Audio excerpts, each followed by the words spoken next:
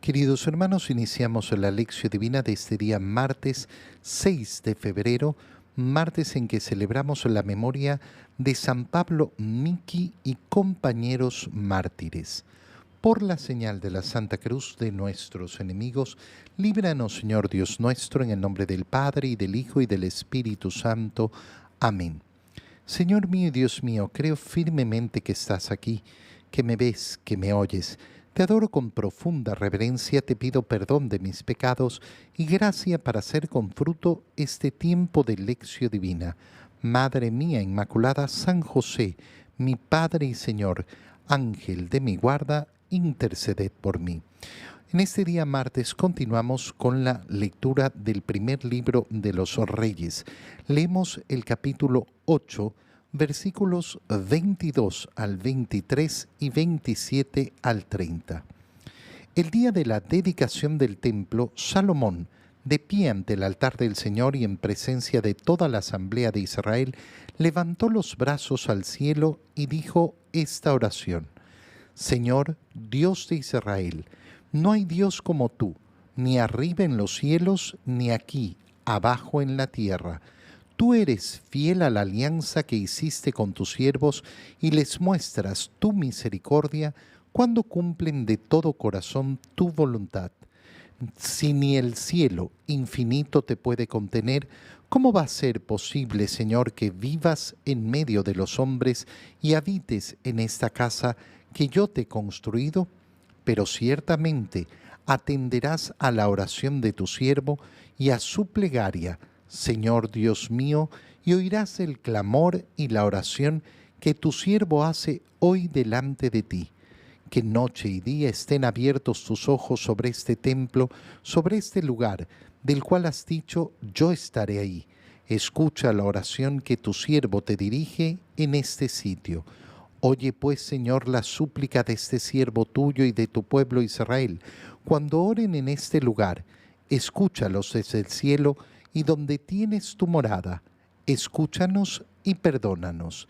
Palabra de Dios.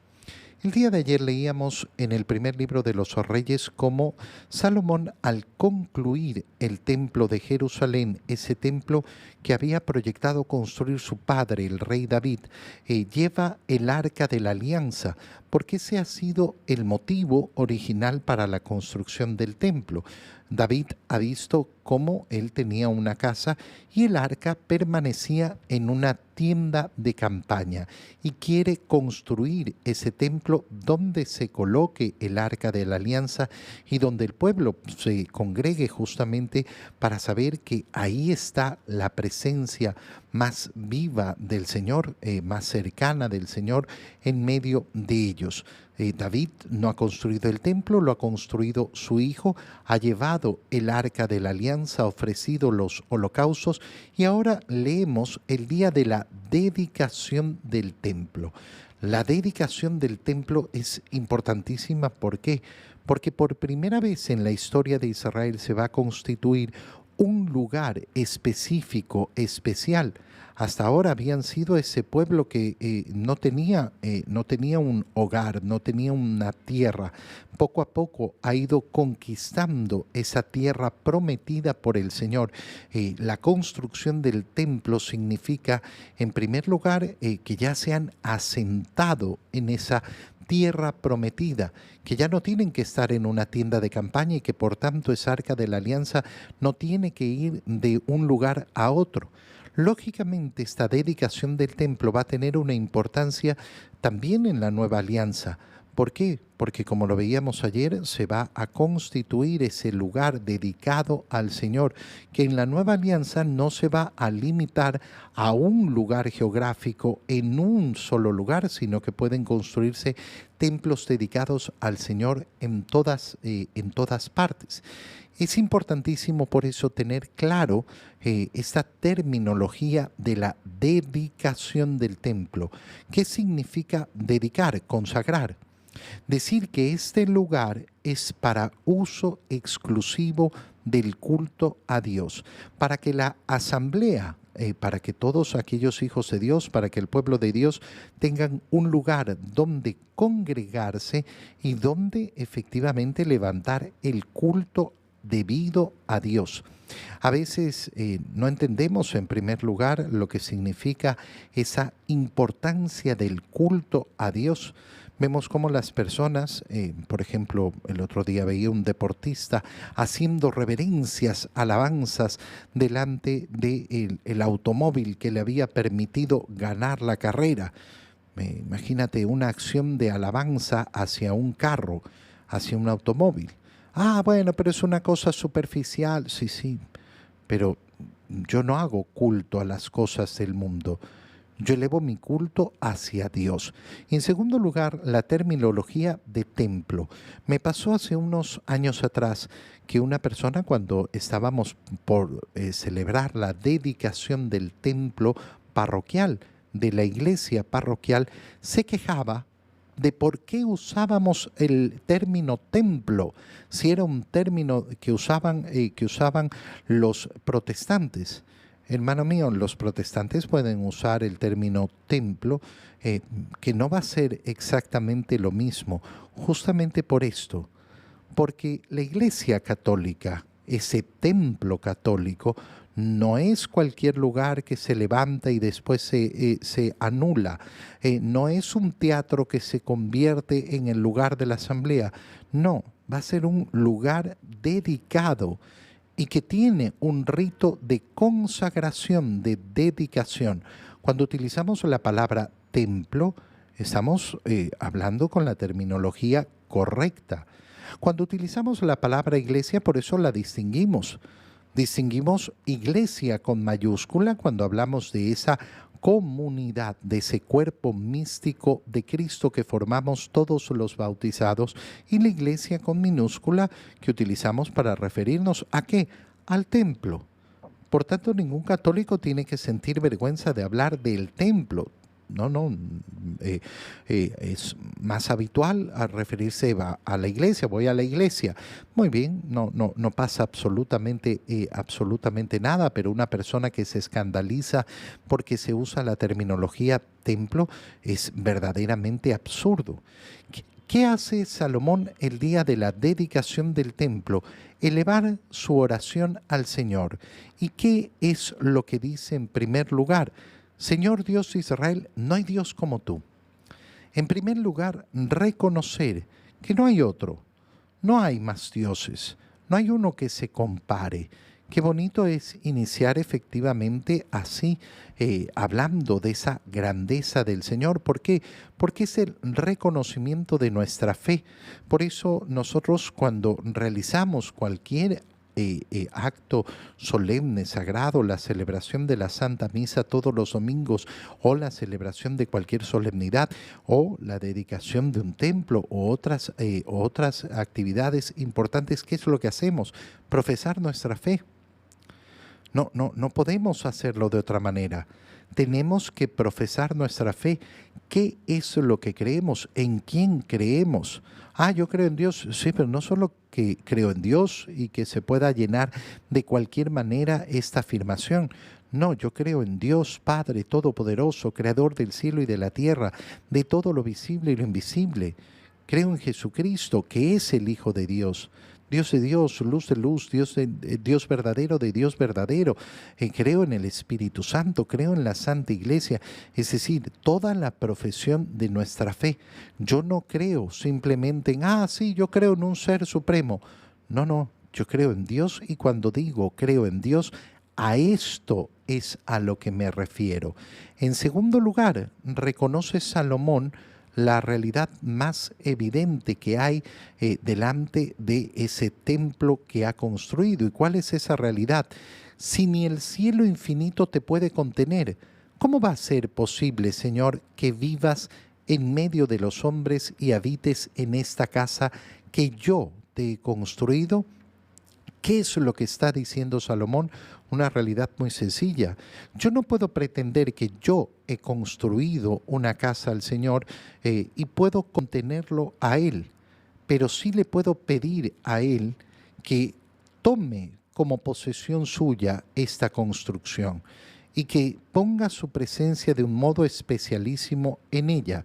Entonces, no es por mi poder, no es por el poder de los hombres que Dios habita en el templo consagrado a Él, que tiene su presencia especialísima en ese lugar, sino por el deseo de Dios, es decir, por el anonadamiento, porque Dios se rebaja para estar cerca de nosotros. Fíjate lo que me toca a mí hacer todos los días. Al terminar la misa, tomo el copón lleno de las hostias y lo pongo en el sagrario y le pongo llave. De alguna manera soy el carcelero de Dios. Lo encierro a mi Señor, lo pongo bajo llave. ¿Por qué? Porque yo soy más poderoso que Él, porque yo tengo más poder que Él. No porque Él se ha anonadado, porque Él se ha rebajado para ponerse a nuestro alcance, para que tú y yo podamos tenerlo cerca. Y por eso dice Salomón, que noche y día estén abiertos tus ojos sobre este templo. ¿Para qué? Para que escuches la súplica de todos. Cuando oren en este lugar, escúchalos desde el cielo, en donde tú tienes tu morada. Qué bonitas palabras y son las que se cumplen efectivamente. Yo puedo rezar desde cualquier lugar, pero lógicamente que sabemos que cuando voy a la iglesia, voy a un lugar especial, dedicado para el Señor, cuando además nos congregamos como pueblo de Dios en ese templo consagrado al Señor, nos congregamos en ese lugar dedicado especialmente para Él. En el Evangelio, leemos el Evangelio de San Marcos, capítulo 7, versículos 1 al 13. En aquel tiempo se acercaron a Jesús los fariseos y algunos escribas venidos de Jerusalén. Viendo que algunos de los discípulos de Jesús comían con las manos impuras, es decir, sin habérselas lavado, los fariseos y los escribas se le preguntaron, ¿por qué tus discípulos comen con manos impuras y no siguen la tradición de nuestros mayores? Los fariseos y los judíos en general no comen sin lavarse ante las manos hasta el codo, siguiendo la tradición de sus mayores. Al volver del mercado, no comen sin hacer primero las abluciones y observan muchas otras cosas por tradición, como purificar los vasos, las jarras y las ollas. Jesús les contestó, «Qué bien profetizó Isaías sobre ustedes, hipócritas, cuando escribió, este pueblo me honra con los labios, pero su corazón está lejos de mí. Es inútil el culto que me rinden porque enseñan doctrinas que no son sino preceptos humanos. Ustedes dejan a un lado el mandamiento de Dios para aferrarse a las tradiciones de los hombres». Después añadió, «De veras son ustedes muy hábiles para violar el mandamiento de Dios y conservar su tradición. Porque Moisés dijo, honra a tu padre y a tu madre. El que maldiga a su padre o a su madre morirá. Pero ustedes dicen, si uno dice a su padre o a su madre, todo aquello con que yo te podría ayudar es corbán, es decir, ofrenda para el templo. Ya no puede hacer nada por su padre o por su madre.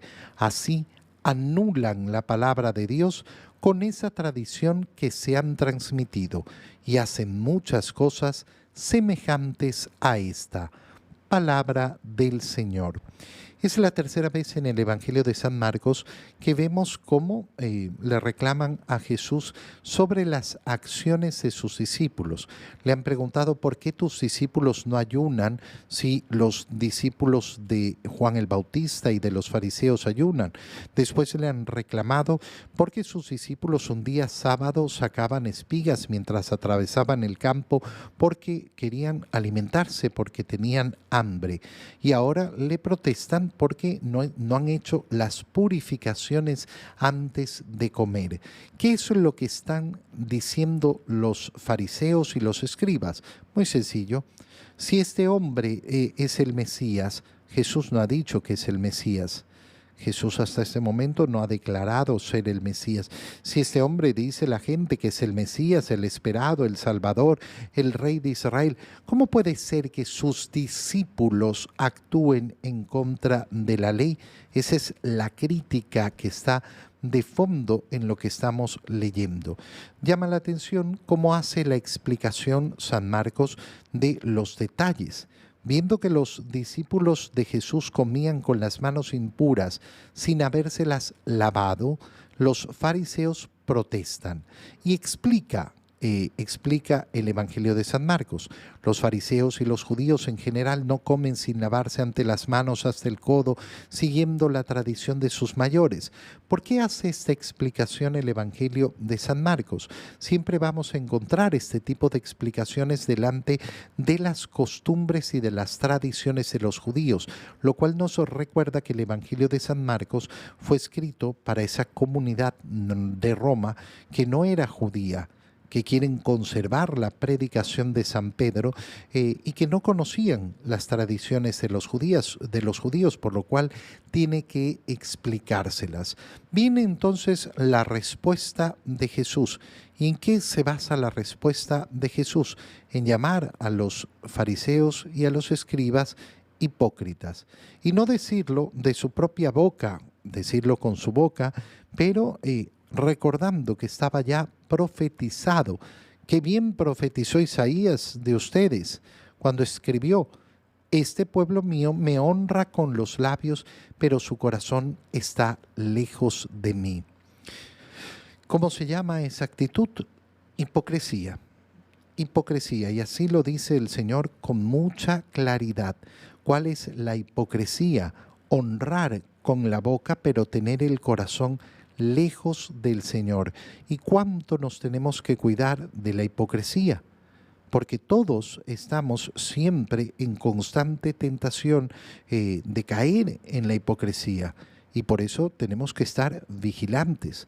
Yo tengo que tener el deseo en mi corazón de no ser hipócrita, de luchar contra la hipocresía, de que mi corazón y mis obras siempre estén en sintonía, que estén verdaderamente en sintonía, que no tenga yo ninguna máscara, que lo que muestro al mundo es lo que hay en mi corazón, que yo no haga ninguna alabanza ni adoración, ni realice trabajos de evangelización simplemente por el querer mostrarme, que yo no realice una oración de la boca para afuera, que yo no busque a Dios simplemente en algunos aspectos de mi vida o delante de algunas necesidades, pero no quiera entregarme enteramente al Señor.